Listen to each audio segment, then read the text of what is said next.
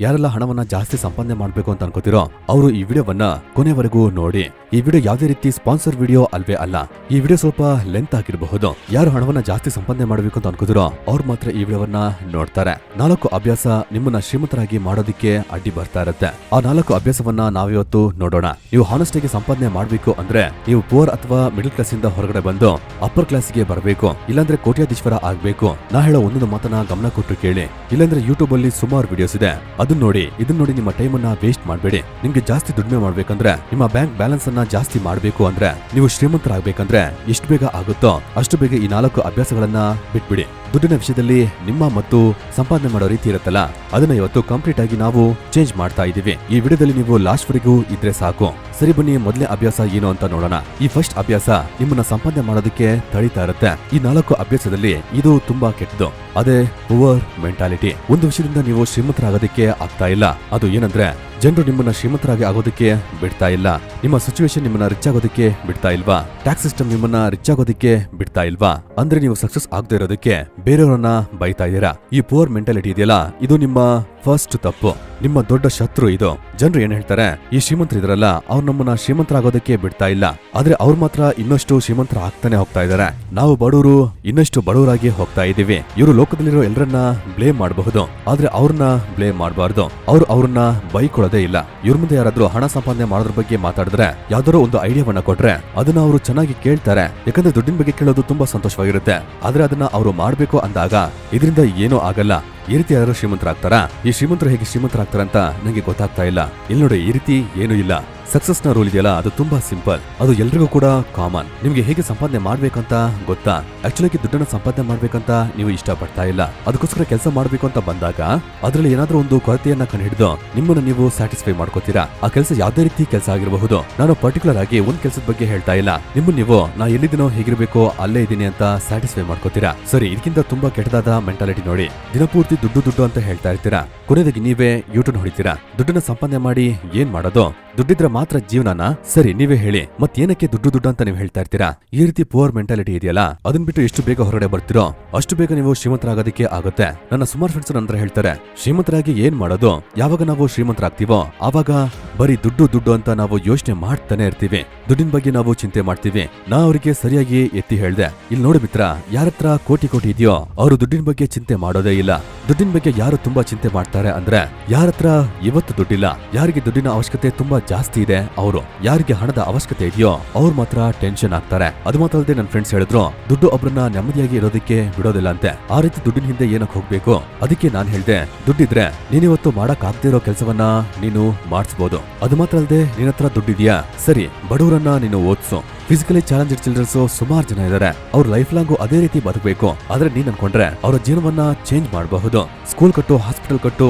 ನಿನ್ನ ಹತ್ರ ಕೋಟಿಗಟ್ಲೆ ದುಡ್ಡಿದ್ಯಾ, ಅದನ್ನ ಒಳ್ಳೆ ರೀತಿ ಖರ್ಚು ಮಾಡು. ಇವತ್ತು ನಿನ್ನಿಂದ ಇದನ್ನೆಲ್ಲ ಮಾಡಕ್ ಆಗ್ತಾ ಇದೆಯಾ? ಆಗಿಲ್ಲ ತಾನೆ? ಇದೆಲ್ಲ ಮಾಡಿದ್ರೆ ನಿಂಗೆ ಸಂತೋಷ ಸಿಗಲ್ವಾ? ಸಿಗುತ್ತೆ, ತುಂಬಾ ದೊಡ್ಡ ಸಂತೋಷ ಸಿಗುತ್ತೆ. ದುಡ್ಡಿದ್ರೆ ನೆಮ್ಮದಿ ಸಿಗಲ್ಲ ಅಂತ ಯಾರು ಹೇಳಿದ್ದು? ಎಲ್ಲವೂ ಕೂಡ ನಿನ್ನ ಯೋಚನೆ ಮೇಲೆ ಡಿಪೆಂಡ್ ಆಗುತ್ತೆ. ದುಡ್ಡನ್ನ ಹೇಗೆ ಖರ್ಚು ಮಾಡ್ತೀಯೋ ಹಾಗೆ ನಿಂಗೆ ನೆಮ್ಮದಿ ಸಿಗುತ್ತೆ. ಒಳ್ಳೇದು ಕೆಟ್ಟದ್ದು ಅನ್ನೋದು ಶ್ರೀಮಂತರಿಗೂ ಇರುತ್ತೆ, ಅದೇ ರೀತಿ ಬಡವರಿಗೂ ಕೂಡ ಇರುತ್ತೆ. ಒಬ್ಬ ಮನುಷ್ಯನ ಮೆಂಟಾಲಿಟಿ ಒಳ್ಳೇದಾಗಿದ್ಯಾ ಅಥವಾ ಕೆಟ್ಟದಾಗಿದ್ಯಾ ಇದ್ರ ಮೇಲೆ ಡಿಪೆಂಡ್ ಆಗುತ್ತೆ ಅವರು ಯಾವ್ದೇ ರೀತಿ ಕೆಲಸ ಮಾಡ್ತಾರೆ ಅನ್ನೋದು. ಅದಕ್ಕೂ ದುಡ್ಡಿಗೂ ಸಂಬಂಧನೇ ಇಲ್ಲ. ಸೋನು ಸೂದ್ ಕೋಟಿಗಟ್ಲೆ ಡೊನೇಟ್ ಮಾಡ್ತಾರೆ. ಅವ್ರ ಹತ್ರ ದುಡ್ಡಿದೆ, ಅವರು ಕೆಟ್ಟವರ?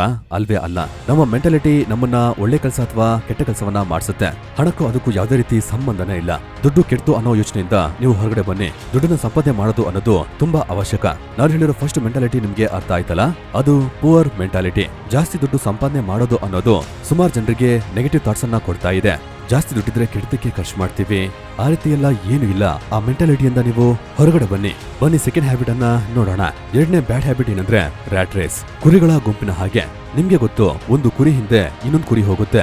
ಈ ಕುರಿ ಹಿಂಡಿಗೆ ಎಕ್ಸಾಂಪಲ್ ಜಾಬ್. ಇದೊಂದು ದೊಡ್ಡ ಮಾಬ್ ಮೆಂಟಾಲಿಟಿ. ಇಲ್ಲಿ ಇರೋರು ಶ್ರೀಮಂತರಾಗೋದಕ್ಕೆ ಇಷ್ಟಪಡ್ತಾರೆ. ಕೆಲಸ ಮಾಡಿದ್ರೆ ಶ್ರೀಮಂತರಾಗ್ತೀನಿ ಅಂತ ಅನ್ಕೋತಾರೆ. ಆದ್ರೆ ಅದು ಒಬ್ರನ್ನ ಶ್ರೀಮಂತರಾಗಿ ಮಾಡೋದು ಇಲ್ಲ, ಬಡವನಾಗಿ ಕೂಡ ಮಾಡೋದಿಲ್ಲ. ನಾನು ಏನಕ್ಕೆ ರೀತಿ ಹೇಳ್ತಾ ಇದ್ದೀನಿ ಅಂತ ಯೋಚನೆ ಮಾಡ್ತೀರಾ?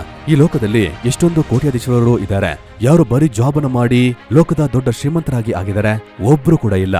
ದೊಡ್ಡ ಶ್ರೀಮಂತರು ಎಲ್ಲರೂ ಕೂಡ ಅವರ ಜಾಬ್ನ ಬಿಟ್ಟು ಬಿಸ್ನೆಸ್ ಮಾಡಿನೇ ದೊಡ್ಡ ಶ್ರೀಮಂತರಾಗಿದ್ದಾರೆ. ದೊಡ್ಡ ಶ್ರೀಮಂತರ ಮುಂದೆ ಏನಿರುತ್ತೆ ಅಂದ್ರೆ ಫೌಂಡರ್, ಆರ್ಜಿನೇಟರ್, ಆಂಟ್ರಪ್ರೆನರ್ ಈ ರೀತಿ ಟೈಟಲ್ ಅನ್ನ ಹೊಂದಿರ್ತಾರೆ. ಅವ್ರು ಕೆಲಸ ಮಾಡೋದಕ್ಕೆ ಕೈಕಾಲನ್ನ ಯೂಸ್ ಮಾಡೋದೇ ಇಲ್ಲ.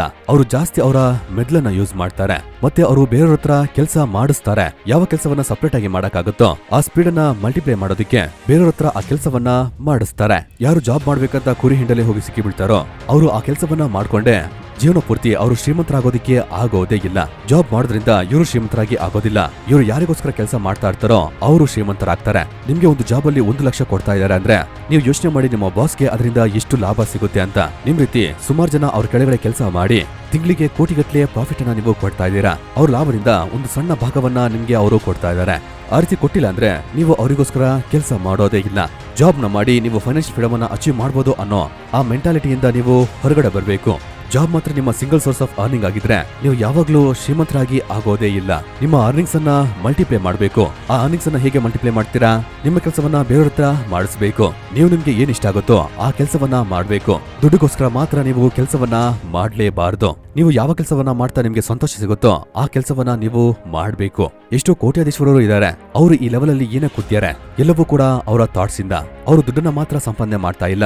ಅವರ ಹಾಬೀಸು ಬೇರೆ ಆಗಿರುತ್ತೆ, ಅವರ ಪ್ರೊಫೆಷನ್ ಬೇರೆ ಆಗಿರುತ್ತೆ. ಅವರು ಪ್ಯಾಷನ್ ನ ಹಿಂದೆ ಓಡಿರ್ತಾರೆ. ಆಮೇಲೆ ದುಡ್ಡು ಅನ್ನೋದು ಆಟೋಮೆಟಿಕ್ ಆಗಿ ಬಂದಿರುತ್ತೆ. ಪ್ಯಾಷನ್ ಇಂದ ದುಡ್ಡು ಬರ್ತಾ ಇದೆ. ಮಂತ್ ನ ಎಂಡಿಂಗ್ ಅಲ್ಲಿ ಸ್ಯಾಲರಿಗೋಸ್ಕರ ವೇಟ್ ಮಾಡಿ ಮಾಡಿ ನಿಮ್ಮ ಲೈಫ್ ಎಲ್ಲ ಹೋಗ್ತಾ ಇದೆ ಅಂದ್ರೆ ಅದು ಬೇರೆ ವಿಷಯ. ನೀವು ಮಾಡೋ ಕೆಲಸ ನಿಮ್ಗೆ ಸ್ಯಾಟಿಸ್ಫ್ಯಾಕ್ಷನ್ ಕೊಡ್ತಾ ಇದೆ ಅಂದ್ರೆ ಅದು ತುಂಬಾ ಒಳ್ಳೆಯದು. ಅದು ನಿಮ್ಗೆ ಒಂದು ಹ್ಯಾಪಿನೆಸ್ ನ ಕೊಡ್ತಾ ಇರುತ್ತೆ. ಆದ್ರೆ ನೀವು ಶ್ರೀಮಂತರ ಆಗ್ಬೇಕು ಅಂತ ಅನ್ಕೊಂಡ್ರೆ ನಿಮ್ಮ ಕೈಕಾಲನ್ನ ಉಪಯೋಗ ಮಾಡಬಾರ್ದು. ಜಾಸ್ತಿ ನಿಮ್ಮ ಮೆದ್ಲನ್ನ ಉಪಯೋಗಿಸಬೇಕು. ಅಂದ್ರೆ ನಾನು ಜಾಬ್ ಮಾಡಿ ಶ್ರೀಮಂತ ಆಗ್ತೀನಿ. ಸರಿ ಬನ್ನಿ, 3ನೇ ಬ್ಯಾಡ್ ಹ್ಯಾಬಿಟ್ ಅನ್ನ ನೋಡೋಣ. ನಿಮ್ಗೆ ಸೆಕ್ಯೂರ್ ಆಗಿ ಬಾಳ್ಬೇಕಂತ ಇಷ್ಟ ಇದ್ರೆ ನಿಮ್ಮಿಂದ ಇನ್ಸೆಕ್ಯೂರಿಟಿಯನ್ನ ಹ್ಯಾಂಡಲ್ ಮಾಡಕ್ಕಾಗಿಲ್ಲ ಅಂದ್ರೆ ನೀವು ಯಾವಾಗ್ಲೂ ಶ್ರೀಮಂತರಾಗಿ ಆಗೋದೇ ಇಲ್ಲ. ನಿಮ್ಗೆ ರಿಸ್ಕ್ ನ ತಗೊಳ್ಳೋದಿಕ್ಕೆ ಇಷ್ಟ ಇಲ್ಲ ಅಂದ್ರೆ, ನಿಮ್ಮ ಕಂಫರ್ಟಬಲ್ ಝೋನ್ ಅನ್ನ ನಿಮ್ಮಿಂದ ಬಿಡಕ್ ಆಗಿಲ್ಲ ಅಂದ್ರೆ ನೀವು ಯಾವಾಗ್ಲೂ ಶ್ರೀಮಂತರಾಗಿ ಆಗೋದೇ ಇಲ್ಲ. ನೀವು ರಿಸ್ಕ್ ನ ತಗೊಳ್ಳೋದ್ರಿಂದ ಬಡವರಾಗ್ತೀರಾ ಅಂದ್ರೆ ನಿಮ್ಮಿಂದ ದುಡ್ಡನ್ನ ಸಂಪಾದನೆ ಮಾಡಕ್ಕಾಗಲ್ಲ. ನಾನು ಏನಕ್ಕೆ ಈ ರೀತಿ ಹೇಳ್ತಾ ಇದ್ದೀನಿ ಅಂದ್ರೆ ಎಲಾನ್ ಮಸ್ಕ್ ನ 3 ರಾಕೆಟ್ ಫೇಲ್ಯೂರ್ ಆಗುತ್ತೆ. 4ನೇ ರಾಕೆಟ್ಗೆ ಅವ್ರ ಹತ್ರ ಸಫಿಶಿಯಂಟ್ ಅಮೌಂಟ್ ಇಲ್ವೇ ಇಲ್ಲ. ಅವತ್ತು ರಿಸ್ಕ್ ತಗೊಂಡು 4ನೇ ರಾಕೆಟ್ ಅನ್ನ ಅವ್ರು ಲಾಂಚ್ ಮಾಡಿಲ್ಲ ಅಂದ್ರೆ ಈ ಲೋಕದಲ್ಲಿ ಅವರು ರಿಚೆಸ್ಟ್ ಪರ್ಸನ್ ಆಗಿ ಇರೋದಕ್ಕೆ ಚಾನ್ಸೇ ಇಲ್ಲ. ಯಾರಿಗೆ ಅವ್ರ ಮೇಲೆ ಪೂರ್ತಿ ಕಾನ್ಫಿಡೆನ್ಸ್ ಇದೆಯೋ, ಯಾರಿಗೆ ಅವರ ಪ್ಲಾನಿಂಗ್ ಮೇಲೆ ನಂಬಿಕೆ ಇದೆಯೋ, ನಿಮ್ಮಿಂದ ರಿಸ್ಕ್ ನ ತಗೊಳಕ್ಕಾಗಿಲ್ಲ ಅಂದ್ರೆ ಅದರಿಂದ ಗೊತ್ತಾಗ್ತಾ ಇದೆ ನಿಮ್ಗೆ ನಿಮ್ ಮೇಲೆ ಆತ್ಮವಿಶ್ವಾಸ ಇಲ್ಲ ಅಂತ. ನಿಮ್ಮ ಸೆಲ್ಫ್ ಕಾನ್ಫಿಡೆನ್ಸ್ 0. ನಿಮ್ಮ ಹತ್ರ ಯಾವ್ದೇ ರೀತಿ ಸಾಲಿಡ್ ಪ್ಲಾನಿಂಗ್ ಇಲ್ಲ. ನೀವು ಯಾವ್ದ್ರ ಬಗ್ಗೆನೂ ಚಿಂತೆ ಮಾಡದೆ ದೇವ್ರ ಮೇಲೆ ಭಾರವನ್ನ ಹಾಕಿ ಒಂದು ಕೆಲಸವನ್ನ ಮಾಡೋದು ಅನ್ನೋದು ರಿಸ್ಕ್ ಅಲ್ಲ. ಏನೇ ಆದ್ರೂ ದೇವ್ರು ನೋಡ್ಕೋತಾರೆ ಅಂತ ದುಡ್ಡನ್ನ ಹಾಕೋದು ರಿಸ್ಕ್ ಅಲ್ಲ. ರಿಸ್ಕ್ ನ ಅರ್ಥ ಏನಂದ್ರೆ ನಿಮ್ಮ ಪ್ಲಾನಿಂಗ್ ಇದೆಯಲ್ಲ ಅದು ನಿಮ್ಗೆ ಲಾಜಿಕಲ್ ಆಗಿ ಮೀನಿಂಗ್ ಫುಲ್ ಆಗಿದೆ ಅಂತ ನಿಮ್ಗೆ ಅನ್ನಿಸ್ಬೇಕು. ನಿಮ್ಗೆ ನಿಮ್ ಮೇಲೆ ಪೂರ್ತಿಯಾಗಿ ಕಾನ್ಫಿಡೆಂಟ್ ಇದೆ. ಆ ರಿಸ್ಕ್ ನ ಕಾರಣದಿಂದ ನಿಮ್ಗೆ ಸ್ವಲ್ಪ ಲಾಸ್ ಆಗತ್ತೆ. ಅದನ್ನ ತಡ್ಕೊಳ್ಳೋ ಶಕ್ತಿ ನಿಮ್ಮ ಹತ್ರ ಇರಬೇಕು. ಆ ಒಂದು ಕಾನ್ಫಿಡೆಂಟ್ ಇದ್ರೆ ಸಾಕು. ಈ ಸೆನ್ಸ್ ಆಫ್ ಸೆಕ್ಯೂರಿಟಿ ಇದೆಯಲ್ಲ, ನಂಗೆ ದುಡ್ಡು ಸಿಕ್ಕಿಲ್ಲ ಅಂದ್ರೆ ನಾನು ಏನ್ ಮಾಡೋದು, ನನ್ ಕೆಲಸ ಹೋದ್ರೆ ಏನ್ ಮಾಡೋದು, ಈ ಥಿಂಕ್ ಅನ್ನೋದು ನಿಮ್ಮನ್ನ ಬೆಳೆಯೋದಕ್ಕೆ ಬಿಡೋದೇ ಇಲ್ಲ. ಆ ರೀತಿ ನೀವು ಯೋಚನೆ ಮಾಡೋದನ್ನ ಬಿಸ್ನೆಸ್ ಮ್ಯಾನ್ ಯೂಸ್ ಮಾಡ್ಕೋತಾನೆ. ಎಕ್ಸಾಂಪಲ್ಗೆ ಒಂದು ಅಂಗಡಿ ಹೋಗ್ತೀರಾ, ಅಲ್ಲಿ ನಿಮ್ಗೆ ಒಂದು ಶೂ ಇಷ್ಟ ಆಗುತ್ತೆ. ಅದನ್ನ ತಗೋಬೇಕು ಅಂತ ಅನ್ಸುತ್ತೆ, ತಗೋಬಾರ್ದು ಅಂತ ಕೂಡ ಅನ್ಸುತ್ತೆ. ನಿಮ್ಗೂ ಕೂಡ ಈ ರೀತಿ ಎಷ್ಟೋ ಸತಿ ಆಗಿರುತ್ತೆ. ಆ ವಸ್ತುವನ್ನ ತಗೊಳ್ಳೋದಾ ಬೇಡ್ವಾ? ಆ ಟೈಮಲ್ಲಿ ಆ ಸೇಲ್ಸ್ ಮ್ಯಾನ್ ನಿಮ್ಮ ಹತ್ರ ಬರ್ತಾನೆ. ಇದನ್ನ ತಗೊಳ್ಳಿ ಸರ್, ಇದು ಒಳ್ಳೆ ಪೀಸು, ಸುಮಾರು ಸೇಲ್ ಆಗಿದೆ, ಈ ಲಾಸ್ಟ್ ಪೀಸ್ ಮಾತ್ರ ಉಳಿದಿದೆ, ಮತ್ತೆ ಈ ಸ್ಟಾಕ್ ಬರುತ್ತಾ ಅಂತ ಕೂಡ ಗೊತ್ತಿಲ್ಲ.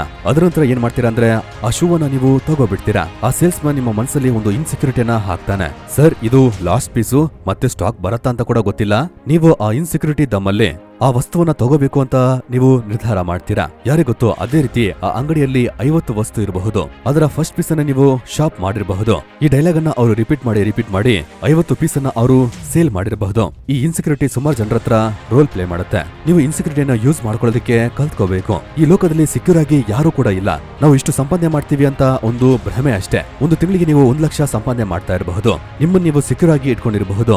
ಆದ್ರೆ ದುರದೃಷ್ಟವಶ ನಿಮ್ಗೊಂದು ಕಾಯಿಲೆ ಬರುತ್ತೆ, ಅದರಲ್ಲಿ 40 ಲಕ್ಷ ಖರ್ಚಾಗುತ್ತೆ. ನಿಮ್ಮ ಹತ್ರ ಅಷ್ಟು ದುಡ್ಡಿಲ್ಲ. ಆವಾಗ ಎಲ್ಲಿಂದ ಇಷ್ಟು ದುಡ್ಡನ್ನ ನೀವು ತಗೊಂಡ್ಬರ್ತೀರಾ?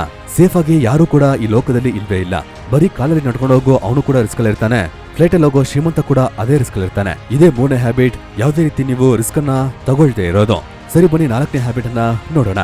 4ನೇ ಕೆಟ್ಟ ಅಭ್ಯಾಸವನ್ನ ನೀವು ಕರೆಕ್ಟ್ ಆಗಿ ಅರ್ಥ ಮಾಡ್ಕೋಬೇಕು. ಒಬ್ಬ ಬಡವ ಹಣವನ್ನ ಸಂಪಾದನೆ ಮಾಡಿ ಅದನ್ನ ಸೇವ್ ಮಾಡಿರ್ತಾನೆ. ಆದ್ರೆ ಶ್ರೀಮಂತ ದುಡ್ಡನ್ನ ಸೃಷ್ಟಿ ಮಾಡಿ ಅದನ್ನ ಇನ್ವೆಸ್ಟ್ ಮಾಡ್ತಾನೆ. ಬಡವ ದುಡ್ಡನ್ನ ಸಂಪಾದನೆ ಮಾಡಿ ಅದನ್ನ ಸೇವ್ ಮಾಡ್ತಾನೆ. ಶ್ರೀಮಂತ ಆ ದುಡ್ಡನ್ನ ಇನ್ವೆಸ್ಟ್ ಮಾಡ್ತಾನೆ. ಬಡವರ ಮೈಂಡ್ ಸೆಟ್ ಹೇಗಿರುತ್ತೆ ಅಂದ್ರೆ ದುಡ್ಡನ್ನ ಉಳಿತಾಯ ಮಾಡಿ ಶ್ರೀಮಂತ ಆಗ್ಬೋದು ಅಂತ. ಆದ್ರೆ ಶ್ರೀಮಂತರು ಏನಕ್ಕೆ ದುಡ್ಡನ್ನ ಉಳಿಸಬೇಕು, ದುಡ್ಡನ್ನ ಇನ್ವೆಸ್ಟ್ ಮಾಡಬೇಕು. ಇಲ್ಲಿ ಆ ವರ್ಡ್ ನ ಮೇಲೆ ಗಮನ ಕೊಡಿ. ಬಡವರು, ಮಿಡಲ್ ಕ್ಲಾಸ್ ಅವರು ಅವರ ಸೇವಿಂಗ್ ಅಕೌಂಟ್ ಅಲ್ಲಿ ಅವರ ದುಡ್ಡನ್ನ ಸೇವ್ ಮಾಡಿರ್ತಾರೆ. ಆದ್ರೆ ಶ್ರೀಮಂತರು ರೀಇನ್ವೆಸ್ಟ್ ಮಾಡ್ತಾರೆ. ಇನ್ವೆಸ್ಟ್ ಮಾಡಿ ಬಂದ ದುಡ್ಡನ್ನ ಮತ್ತೆ ಇನ್ವೆಸ್ಟ್ ಮಾಡ್ತಾರೆ. ಎಕ್ಸಾಂಪಲ್, ಒಂದು ಬಿಸ್ನೆಸ್ ಸೆಟ್ ಆಗುತ್ತೆ, ಇಲ್ಲ ಒಂದು ಸ್ಟಾಕ್ ಅನ್ನ ತಗೋತಾರೆ, ಒಂದು ಒಳ್ಳೆ ಅಮೌಂಟ್ ಅನ್ನ ಕೊಟ್ಟು ಬಿಸ್ನೆಸ್ ಗ್ರೋ ಆಗೋದಕ್ಕೆ ಆ ದುಡ್ಡನ್ನ ಹಾಕಿರ್ತಾರೆ. ಬಡವ ಸಂಪಾದನೆ ಮಾಡ್ತಾನೆ, ಶ್ರೀಮಂತ ಏನ್ ಮಾಡ್ತಾನೆ? ಅವರು ದುಡ್ಡನ್ನ ಸೃಷ್ಟಿ ಮಾಡ್ತಾರೆ. ದುಡ್ಡನ್ನ ಕೊಟ್ಟು ದುಡ್ಡು, ಅದೇ ಇನ್ವೆಸ್ಟ್ಮೆಂಟ್. ಅವರು ಇನ್ವೆಸ್ಟ್ ಮಾಡಿರೋ ಒಂದೊಂದು ರೂಪಾಯಿ ಕೂಡ ಅವರ ಎಂಪ್ಲಾಯಿಗೆ ಕೆಲಸ ಮಾಡ್ತಾ ಇರುತ್ತೆ. ದುಡ್ಡನ್ನ ಸೇವ್ ಮಾಡೋದ್ರಿಂದ ಯಾರು ಕೂಡ ಶ್ರೀಮಂತ ಆಗೋದೇ ಇಲ್ಲ. ನಿಮ್ಗೆ 1 ಕೋಟಿ ಸಿಗ್ತಾ ಇದೆ ಅಂದ್ರೆ ಅದನ್ನ ನಿಮ್ಮ ಅಕೌಂಟ್ ಅಲ್ಲಿ ಇಟ್ಕೊಳ್ಳೋದು ಅಥವಾ ಮನೆಯಲ್ಲಿ ಇಟ್ಕೊಳ್ಳೋದು ಒಂದು ದೊಡ್ಡ ಮುಟ್ಟಾಳ್ತನ. ಇದರಿಂದ ದುಡ್ಡಿನ ವ್ಯಾಲ್ಯೂ ಅನ್ನೋದು ಕಮ್ಮಿ ಆಗ್ತಾ ಹೋಗುತ್ತೆ, ಯಾಕಂದ್ರೆ ಇನ್ಫ್ಲೇಷನ್ ಅಷ್ಟ್ರ ಮಟ್ಟಿಗಿದೆ. ಸೊ ಇನ್ವೆಸ್ಟ್ಮೆಂಟ್ ಅನ್ನೋದು ಯಾವ ರೀತಿ ಒಂದು ಸೊಲ್ಯೂಷನ್ ಅಂದ್ರೆ ಅದು ಇನ್ಫ್ಲೇಷನ್ ಅನ್ನ ಹಿಂದಕ್ಕೆ ಹಾಕುತ್ತೆ, ನಿಮ್ಮನ್ನ ಕೂಡ ಶ್ರೀಮಂತರಾಗಿ ಮಾಡುತ್ತೆ.